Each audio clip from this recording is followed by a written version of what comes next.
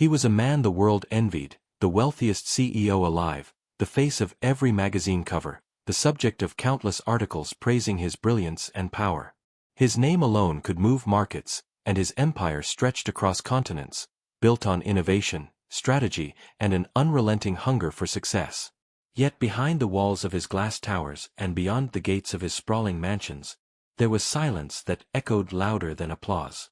He lived surrounded by luxury, polished marble floors, private jets waiting on the runway, fleets of cars gleaming under golden lights, but none of it filled the gnawing void that consumed him at night.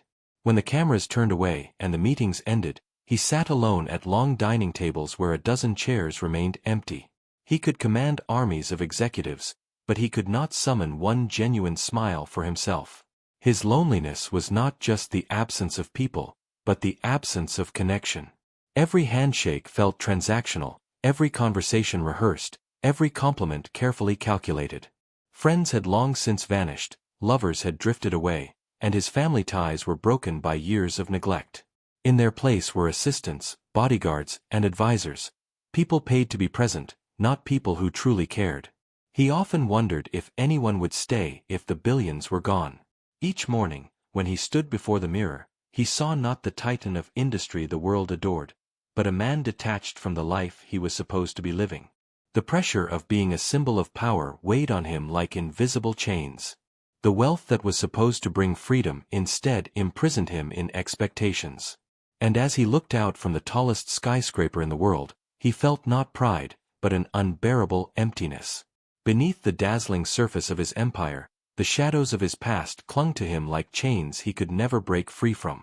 He had once believed that success would heal old wounds, that rising higher than anyone else would silence the pain of betrayal and loneliness. But the truth was harsher. His family, once close-knit, had been torn apart by his obsession with building wealth. Siblings who had once laughed with him now spoke only through lawyers, and parents who had once been proud could barely recognize the man he had become. Their love, once unconditional, had dissolved into cold indifference, and though he tried to mask the ache with achievements, the emptiness always returned. Even the friendships he had trusted most crumbled under the weight of money. Childhood companions who swore they would stand by him forever had taken advantage of his generosity, draining his kindness until there was nothing left to give. Partners in business, men he once called brothers, had betrayed him for profit, stealing secrets and stabbing him in the back to claim a piece of his empire. Each betrayal left a scar, teaching him that trust was the most expensive luxury of all, one he could never afford again. Then there was his marriage, the one relationship he had thought would anchor him. At first, it was love, pure, passionate, a flame that burned brighter than all the wealth in the world.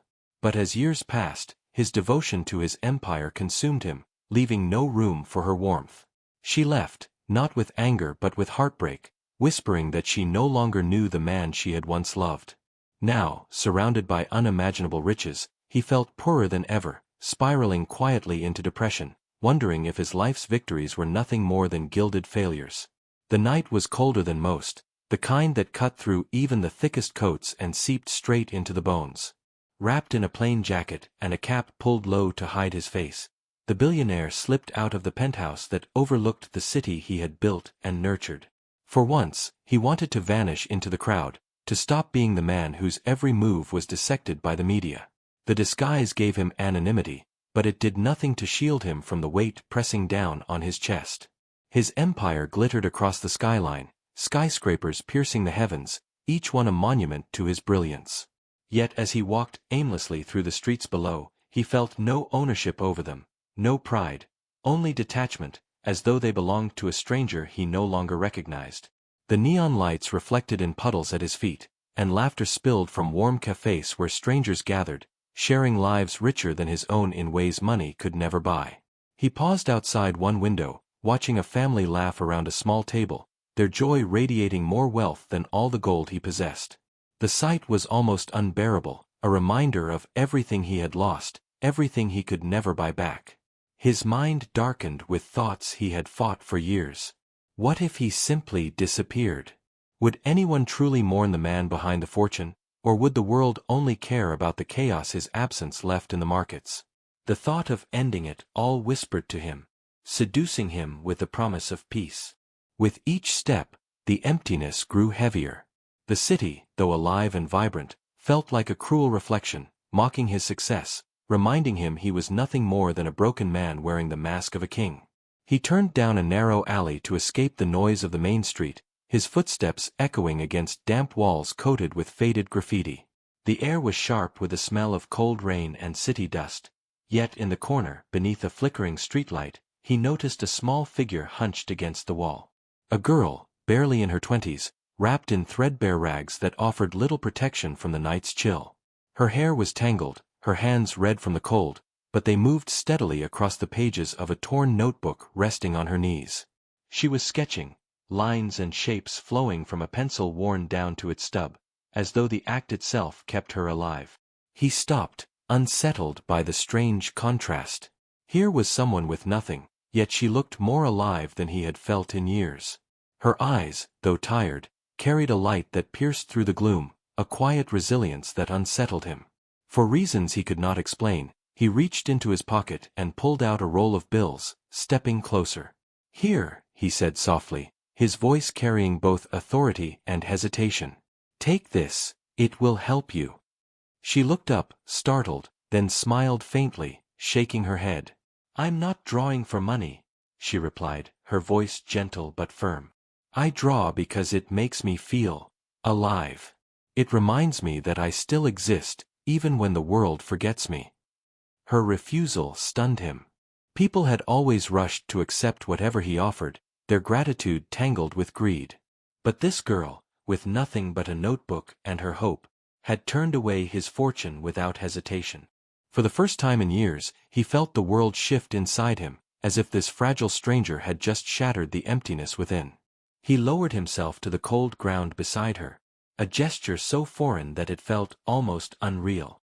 For years, he had sat only in plush leather chairs, at marble tables, surrounded by men and women who spoke in rehearsed tones about profit and expansion. But here, on the damp pavement of a forgotten alley, he found himself listening to a girl who owned nothing but a notebook and a stubborn will to keep dreaming. She spoke softly, not with bitterness, but with a calm acceptance that disarmed him. She told him of her childhood, how life had once been simple and full of laughter until tragedy stole her parents and left her wandering from one shelter to another. She admitted the hunger was constant, the cold nights unbearable, and the loneliness cruel, but she refused to let despair consume her. "If I can still wake up and see the sunrise," she said, "then I still have something worth living for. If I can still share a smile with a stranger or draw one page in this notebook, then I am not lost." Her words struck him harder than any boardroom betrayal, harder than any deal gone wrong. She, who had nothing, spoke of gratitude as though she were rich beyond measure. She described how kindness from strangers, an old man sharing bread, a passerby offering a blanket, reminded her that humanity still existed. She confessed she dreamed of one day becoming an artist, not to be famous, but simply to paint beauty into a world that often forgot it. Each sentence chipped away at the fortress of despair around his heart. He had lived surrounded by everything yet felt nothing, while she had nothing yet embraced life as though it were the greatest gift. For the first time, he questioned whether he had misunderstood the very meaning of wealth. That night, long after he returned to his penthouse high above the glittering skyline, her words lingered like an echo he could not silence. He lay awake, staring at the ceiling, haunted not by despair this time, but by a strange warmth he had not felt in years. It was fragile, delicate, like the faintest spark in a pile of ashes, but it was there nonetheless, a reason to rise again. The following evening, he found himself walking back to the same alley. No disguise this time except the weight of humility he carried. In his hands, he held a bag of food and a bundle of warm clothes. When he reached her corner, she looked up from her sketching with surprise, her eyes widening as though she never expected him to return. He handed her the bag, not with the arrogance of a man giving charity, but with the quiet respect of one human sharing with another. "I thought you might need these," he said simply, unsure if the gesture would offend her pride. But instead of refusal, she smiled, a small, genuine smile that softened the cold night. They sat together again, sharing a simple meal under the flickering streetlight. He listened as she spoke of her sketches, of how each drawing was a piece of her soul stitched into paper. She told him about the people she observed, the stories she imagined for strangers who passed her by. He realized he wanted to keep listening, to hear more of her thoughts, more of her unshakable belief that life still mattered. Slowly, without either of them intending it, a bond of trust began to form. For the first time in years, he felt connected, not as a billionaire, but simply as a man who longed to be human again. Days turned into weeks, and soon his life began to take on a rhythm that was entirely foreign yet strangely comforting. Instead of rushing to boardrooms filled with tension and billion-dollar negotiations, he found himself returning to that quiet alley, seeking not profit but peace. The world outside still saw him as the richest man alive, but within those dimly lit streets, he was just another soul, sitting beside a girl who had nothing yet seemed to hold everything that mattered. Their conversations stretched into hours, sometimes heavy with stories of survival, sometimes light with laughter that echoed off the walls like music he hadn't heard in years. She taught him to notice the little things, the way the morning sun painted the buildings gold, the comfort in a stranger's smile, the relief of sharing a piece of bread when hunger gnawed. He began to realize how numb he had become, blinded by numbers and possessions, forgetting the simplest joys of being alive. Gratitude, compassion, humanity, words that had once seemed irrelevant in his empire, suddenly became anchors pulling him back to life. With every evening he spent with her, the fog of despair that had clouded his mind began to lift. He no longer dreaded the nights alone in his penthouse, because he carried pieces of her wisdom with him, like fragile lanterns lighting his way. The heaviness on his chest eased, replaced by a peace he couldn't explain. It wasn't the kind of satisfaction money bought, but the quiet fulfillment of knowing he was finally living for something beyond himself. And though he couldn't quite admit it yet, he realized he was no longer just visiting the girl in the alley, he was rediscovering the man he had once lost. It was impossible to keep his nightly absences a secret for long. The richest man in the world, once the epitome of control and precision, was now wandering through forgotten streets, sitting on sidewalks, and sharing meals with a homeless girl. Inevitably, someone noticed. A blurry photograph surfaced online, him, dressed plainly, laughing beside a young woman wrapped in ragged clothes. Within hours, it went viral. The headlines wrote themselves, "Billionaire CEO loses grip?" From boardrooms to back alleys. News anchors speculated endlessly, some calling it a midlife crisis, others claiming he was secretly scouting poverty projects. Shareholders panicked, worried that his strange behavior would tarnish the empire's reputation, and critics mocked him with venom. But among the noise, a quieter current of admiration began to stir. Ordinary people saw something different in those pictures, not madness, but humanity. They wrote comments praising him for stepping outside his ivory tower, for finally connecting with the world his wealth had distanced him from. Some even called him courageous for breaking the mold of untouchable billionaires, daring to be vulnerable. For the first time, he was not just seen as a tycoon, but as a man. Through it all, the girl remained unchanged. She did not chase the cameras, did not ask for interviews, did not attempt to cash in on the sudden attention. When he asked her how she felt about the frenzy, she only shrugged and said, "They don't matter. What matters is that we talk, that we understand each other." Her humility left him breathless. Everyone else he had ever known had sought something from him, money, power, connections, but she sought nothing at all. Her friendship was pure, unconditional, and for a man who had been betrayed too many times, that simple truth was priceless. The more time he spent with her, the clearer his purpose became. For years, he had poured his energy into building towers of steel and glass, empires of profit and power. But now, sitting on the cold streets beside someone who owned nothing yet carried more wisdom than entire boards of advisors, he understood that his legacy needed to be different.